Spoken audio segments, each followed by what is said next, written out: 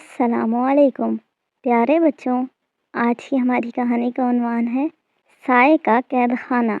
پرانے وقتوں کی بات ہے جب دنیا آج جیسی بے رنگ نہیں تھی۔ اس دور میں ایک عظیم سلطنت تھی جس کا نام سایہ نگر تھا۔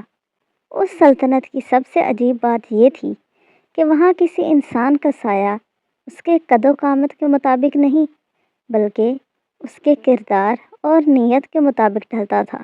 اگر کوئی شخص دل کا سخی ہوتا تو اس کا سایہ کسی گھنے چھاؤں والے درخت جیسا معلوم ہوتا۔ اگر کوئی جھوٹ بولتا تو اس کے سائے کا چہرہ غائب ہو جاتا۔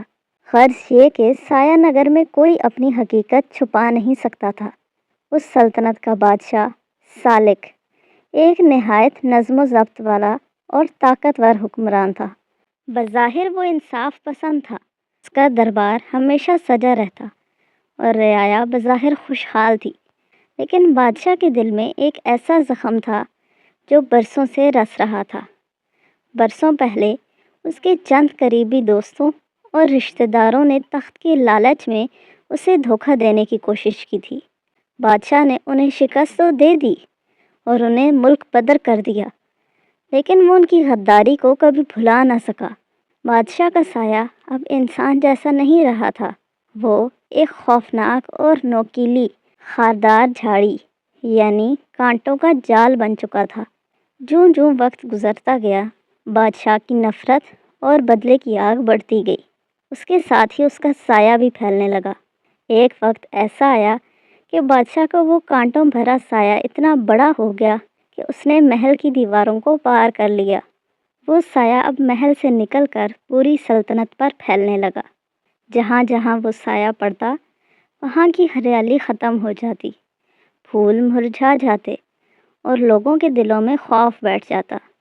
سورج کی روشنی اب سایہ نگر کی گلیوں تک نہیں پہنچ پاتی تھی، کیونکہ بادشاہ کے سائے کے کانٹے آسمان کی طرف بلند ہو کر سورج کو ڈھانپ رہے تھے۔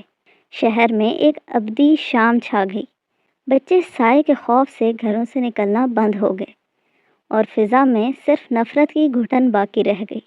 ایک دن سلطنت کا سب سے بوڑھا دانشمند درویش، جو صرف سچ بولنے کے لیے مشہور تھا، بادشاہ کے سامنے حاضر ہوا۔ اس نے بادشاہ کے پاؤں کے گرد پھیلے ہوئے ان سیاہ اور نوکیلے کانٹوں کو دیکھا جو بادشاہ کے بدن کو بھی زخمی کر رہے تھے۔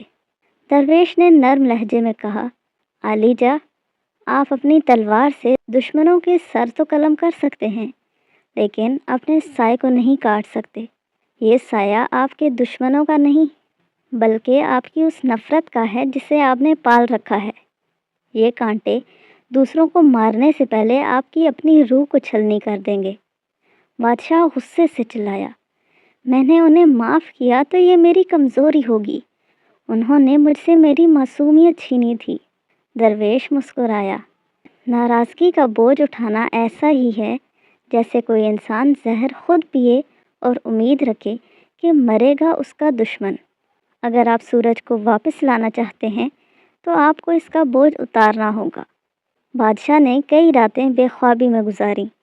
آخر کار جب اندھیرا اتنا بڑھ گیا کہ اسے اپنے ہاتھ بھی دکھائی دینا بند ہو گئے تو اسے احساس ہوا کہ وہ اپنی ضد کی وجہ سے پوری قوم کو اندھیرے میں دھکیل رہا ہے۔ اس نے ایک بڑا فیصلہ کیا۔ اس نے ان تمام افراد کو جنہوں نے اسے دھوکہ دیا تھا اور جن سے وہ نفرت کرتا تھا، شاہی دعوت پر مدعو کیا۔ جب وہ پرانے دشمن محل پہنچے تو وہ خوف زدہ تھے۔ انہیں لگا کہ شاید آج ان کا آخری دن ہے۔ محل کے ہال میں بادشاہ سالک بیٹھا تھا، جس کے گرد سائے کے سیاہ کانٹے سانپوں کی طرح لہرا رہے تھے۔ بادشاہ کھڑا ہوا، اس کا گلا روندا ہوا تھا۔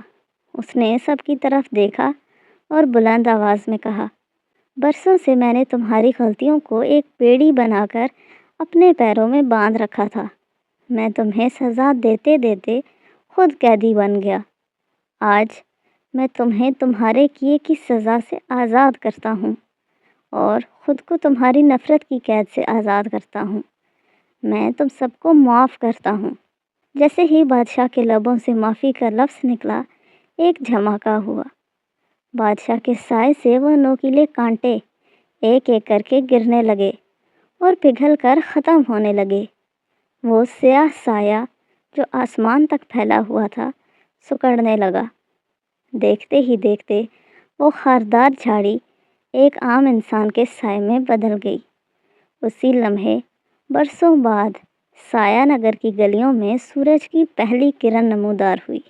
لوگوں نے کھڑکیاں کھول دیں، پرندے چہچہانے لگے اور فضا سے وہ اوجھل پن ختم ہو گیا جو دلوں کو مردہ کر رہا تھا۔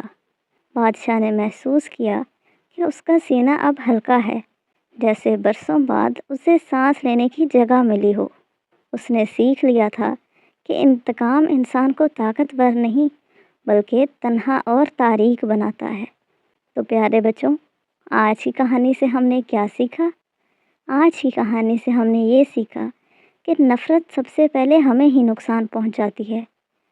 جب ہم کسی سے دل میں ناراضگی، غصہ یا بدلہ پا لیتے ہیں تو اس کا بوجھ دوسروں سے زیادہ ہمارے اپنے دل پر پڑتا ہے۔ جیسے بادشاہ کا سایہ پھیلتا گیا، ویسے ہی نفرت ہماری خوشی کو کھا جاتی ہے۔ جب ہم کسی دوست، بہن بھائی یا رشتہ دار سے بات کرنا چھوڑ دیتے ہیں تو اصل میں ہم خود کو ہی پریشان کر رہے ہوتے ہیں۔ معاف کرنا کمزوری نہیں بلکہ بہادری ہے۔ کہانی ہمیں یہ سکھاتی ہے کہ معافی مانگنا یا معاف کرنا ہمت کا کام ہے۔ اسکول میں اگر کوئی بچہ ہمیں برا کہہ دے یا کھیل میں دھکا دے دے تو بدلہ لینے کے بجائے اسے معاف کرنا ہمارے دل کو صاف اور مضبوط بناتا ہے۔ غصہ دل کو ویران بنا دیتا ہے، جبکہ معافی روشنی لے کر آتی ہے۔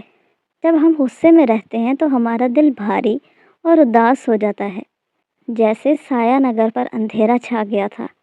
لیکن جیسے ہی بادشاہ نے معافی دی، روشنی واپس آ گئی۔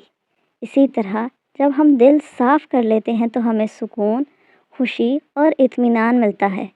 اپنے دل کو قید خانہ نہ بنائیں۔ نفرت اور شکایت کو دل میں رکھنا ایسا ہی ہے جیسے خود کو زنجیروں میں باندھ لینا۔ اچھا کردار سب سے بڑی پہچان ہے۔ سایہ نگر میں سایہ انسان کے کردار کو ظاہر کرتا تھا۔ ہماری حقیقی زندگی میں بھی ہمارے کام، ہماری باتیں اور رویہ ہی ہماری اصل پہچان ہوتے ہیں۔ سچ بولنا، مدد کرنا اور دوسروں کے لیے اچھا سوچنا ہمیں اچھا انسان بناتا ہے۔ تو پیارے بچوں، آج کی کہانی ہمیں یہ سکھاتی ہے کہ دل صاف رکھنا، معاف کرنا اور نفرت کو چھوڑ دینا ہی اصل کامیابی ہے۔ جو بچہ اپنے دل میں روشنی رکھتا ہے وہ نہ صرف خود خوش رہتا ہے بلکہ دوسروں کی زندگی بھی روشن کر دیتا ہے۔ ہم سب کو کوشش کرنی چاہیے کہ ہم اپنے دل کا سایہ ہمیشہ خوبصورت اور نرم رکھیں۔ تو آج کے لیے اتنا ہی، کل ملیں گے ایک نئی کہانی کے ساتھ۔ تب تک کے لیے اللہ حافظ، فی امان اللہ۔